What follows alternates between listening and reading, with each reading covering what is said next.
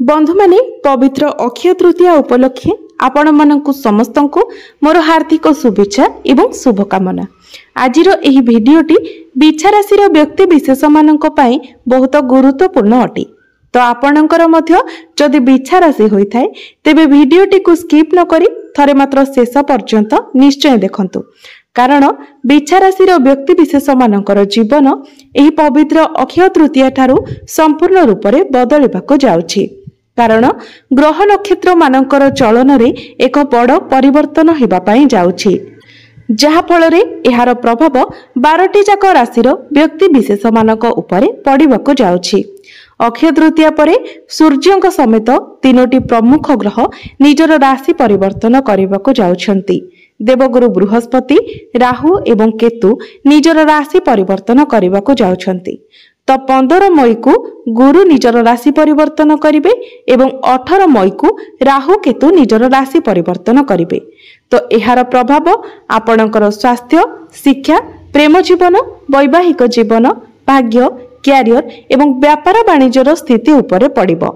तेबे अक्षय तृतीया परे ए सब क्षेत्र रे आपणकर केउ भली परिवर्तन हेबो, आपणको केते मात्रा रे शुभ फल मिलिबो एवं केते मात्रा रे अशुभ फल मिलिबो से विषय रे आजिर एही वीडियो रे आमे माने विस्तार भाबरे जानिबा। सेथिपई आपणकर जदि बिछा राशि होइथाय तो भिडियोटी को शेष पर्यंत निश्चय देखंतु एवं भिडियोटी को लाइक करी चैनल टी को सब्सक्राइब करि दियंतु। कमेंट बॉक्स रे भक्ति एवं श्रद्धार सहित जय मां लक्ष्मी, जय श्री विष्णु निश्चय लिखंतु। तो बंधु माने आसंतु आरंभ करिबा आजिर एही कार्यक्रम को, जहा आपणकर जन्म राशि एवं चंद्र राशि उपरे आधारित अटे। तो राशि चक्रर 12 गोटी राशि मध्यरु अष्टम राशि हेउची बिछा राशि एवं बिछा राशि राष्ट्राधिपति हेउछंती मंगल। तो बंधु माने अक्षय तृतीया परे आपणको कुंडलीर पंचम भावरे विराजमान रहिबे शनि, बुध, राहु एवं शुक्र। षष्ठ भावरे विराजमान रहिबे सूर्य। सप्तम भावरे विराजमान रहिबे गुरु।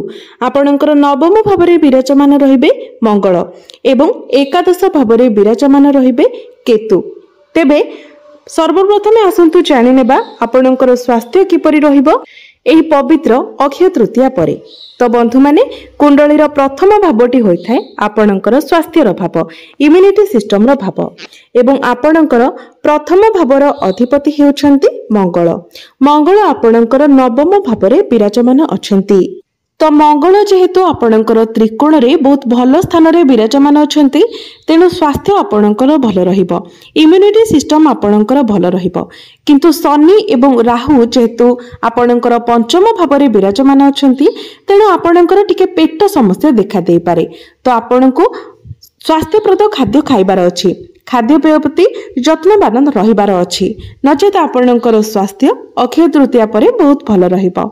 एबे आसंतु जानिबा आपणकर शिक्षा क्षेत्र किपरि रहिबो एही पवित्र अक्षय तृतीया परे। तो बंधु माने कुंडलीर पंचम भावटी होइथाय आपणकर शिक्षार भाव एवं आपणकर पंचम भावर अधिपति हेउछंती देवगुरु बृहस्पति। तो गुरु आपणकर सप्तम भावरे विराजमान अछंती। मात्र 15 मई को गुरु आपणकर अष्टम भाव को चलन करिवे। एहा व्यतीत आपणकर पंचम भावरे विराजमान अछंती बुध, शुक्र, शनि एवं राहु। तो बंधु माने पाठ पढ़ा तो आपणकर भल रहिबो, किंतु 15 मई को गुरु जेबे आपणकर अष्टम भाव को चलन करिवे तो सेतेबेले पाठ पढ़ा को नेकी आपण टिके कन्फ्यूज होई पारंती। तेबे बंधु माने गुरु आपणकर अष्टम भावरे संपूर्ण 1 वर्ष पर्यंत रहिबे, कारण गुरु गोटे राशि रे 1 वर्ष पर्यंत रही थांती। तेणु पाठ पढ़ारे आपणकर टिके कन्फ्यूजन देखा देबो। तेणु 15 मई परे आपणको आपणको पाठ पढ़ारे सीरियस हेबाको पड़िबो, मन देई पाठ पढ़िबाको पड़िबो। तेबे आपण जदि कोनोसी एडमिशन किंबा फॉर्म फिलअप करिबा पई चाहुछंती तो 15 मई पूर्वरु आपण करि नियंतु, ताहा आपणको पई भल रहिबो। एवं 15 मई पूर्वरु जदि आपणकर किछि एग्जाम रहिछि तो एग्जाम आपणको पई भल रहिबो। एबे आसंतु जानिबा आपणकर प्रेम जीवन किपरि रहिबो एही अक्षय तृतीया परे। तो बंधु माने कुंडलीर पंचम भावटी आपणकर शिक्षार भाव हेबा सहित पंचम भावटी मध्ये होइथाय आपणकर प्रेम जीवनर भाव। तो आपणकर पंचम भावर अधिपति हेउछंती देवगुरु बृहस्पति। गुरु आपणकर सप्तम भाव में विराजमान अछंती एवं 15 मई को गुरु आपणकर अष्टम भाव को चलन करिवे। तेबे आपणक पई गोटे भल कथा हेउछि जे आपणक पंचम भावरु खूब शीघ्र राहु बाहरी जिवे, जहाँ आपणकर प्रेम जीवन पई शुभ रहिबो। आपण देखिथिबे विगत 1.5 वर्ष हेबो आपणकर प्रेम जीवन रे किछि ना किछि समस्या लागि रहुथिला, जहाँकि 18 मई परे आपण आपणकर प्रेम जीवन रे किछिटा पॉजिटिव चेंजेस देखिबा को पाइबे। तेबे भी आपणकर पंचम भावर अधिपति गुरु आपणकर अष्टम भाव को चलन करिवे एवं शनि आपणकर पंचम भाव में गोचर करुछंती। तेणु आपण आपणक पार्टनर को मध्यरे टिके जिद्दी स्वभाव देखिबा को पाइबे। तेबे एही समय अवधि मध्यरे आपणकर इंटरकास्ट लव रिलेशनशिप होई पारे। एबे आसंतु जानिबा आपणकर वैवाहिक जीवन किपरि रहिबो एही पवित्र अक्षय तृतीया परे। तो बंधु माने कुंडलीर सप्तम भावटी होइथाय आपणक वैवाहिक जीवनर भाव। आपणक सप्तम भावर अधिपति हेउछंती शुक्र। शुक्र आपणकर पंचम भावरे उच्चस्थ अछंती एवं आपणकर सप्तम भावरे गुरु विराजमान अछंती। तो वैवाहिक जीवन आपणकर अक्षय तृतीया परे बहुत भल रहिबो। आपणक मध्यरे भल पाइबा बढ़िबो, तालमेल भल रहिबो, बुझामणा भल रहिबो। आपण दुई जण मिसी केवाडे बुलिबाको जाई पारंती। आपण दुई जण मिसी कोनोसी प्लानिंग मध्य करि पारंती। एबे आसंतु जानिबा सबुठारु गुरुत्वपूर्ण विषय वस्तु आपणकर भाग्य, क्यारियर एवं व्यापार वाणिज्यर स्थिति किपरि रहिबो एही पवित्र अक्षय तृतीया परे। तो बंधु माने कुंडलीर नवम भावटी होइथाय आपणकर भाग्यर भाव एवं आपणकर नवम भाव अर्थात भाग्य भावर अधिपति हेउछंती देव चंद्रमा, जे कि प्रति 2 दिन रे निजर राशि परिवर्तन करिथांती। तेबे आपणकर नवम भावरे विराजमान अछंती आपणकर राशिर अधिपति मंगल। तो अक्षय तृतीया परे आपणकर भाग्य बहुत भल रहिबो। आपणको आपणक भाग्यर सपोर्ट मिलिबो। तेबे मंगल जेहेतु आपणकर नवम भावरे निचस्थ अछंती तेणु तरबरिया भावरे आपण किछि करिवे नाही।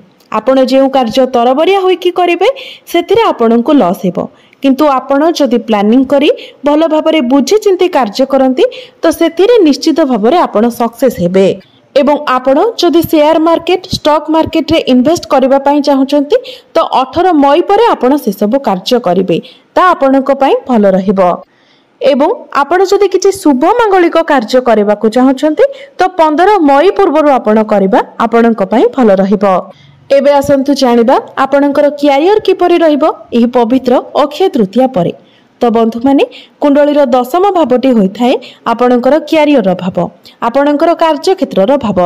तो बंधु माने एही अक्षय तृतीया परे आपणकर क्यारियर रे एक बहुत बड़ परिवर्तन हेबाको जाउछि, कारण केतु आपणकर एकादश भावरु बाहरी आपणकर दशम भावरे प्रवेश करिवे एवं राहु आपणकर चतुर्थ भावरे प्रवेश करिवे।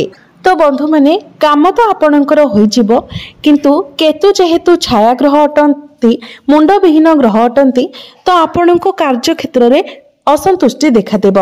कार्य क्षेत्र रे परिवर्तनर चिंताधारा आपणकर मन को आसीबो। आपणक मध्यरे आलस्य देखादेव। आपण आपणकर काम को टाळीबा को लागिबे, एमिति कि आपण आपणकर काम को अन्य द्वारा कराइबा को चेष्टा करिवे। तेबे सूर्यंकर स्थिति भल थिबा हेतु काम कार्य आपणकर होई जिवो। आपणकर कार्य उपरे एसबुर कोनोसी खराब प्रभाव पड़िबो नाही। एवं बिजनेस रो कथा जदि कहिबा तो अक्षय तृतीया परे आपणक पई समय सर्वश्रेष्ठ रहिबो। बिजनेस रे आपणको लाभ प्राप्ति हेबो। बिजनेस को आपण आगो को बढ़ाइबा को प्लानिंग करि पारंती, कारण शुक्र एवं बुध दुई प्रमुख ग्रह त्रिकोण रे विराजमान अछंती। सूर्य मध्य आपणकर सप्तम भावरे गोचर करिवे, जहा फल रे आपणको आपणक व्यापार वाणिज्य रे बहुत अधिक लाभ प्राप्ति हेबो। आपणकर फाइनेंशियल ग्रोथ हेबो। किंतु 15 मई ठारू गुरु आपणकर दुर्बल होई जिवे। गुरु आपणकर धन भावर अधिपति होई आपणकर अष्टम भावरे गोचर करिवे एवं गुरुंकर दृष्टि आपणकर द्वादश भाव उपरे रहिबो, जहा फल रे आपणकर टिके खर्च बढ़ी जिवो। तेणु 18 मई परे आपण निजर खर्च उपरे नियंत्रण रक्षा करबा को चेष्टा करंतु एवं आपणकर सेविंग्स को बढ़ाइबा को चेष्टा करंतु।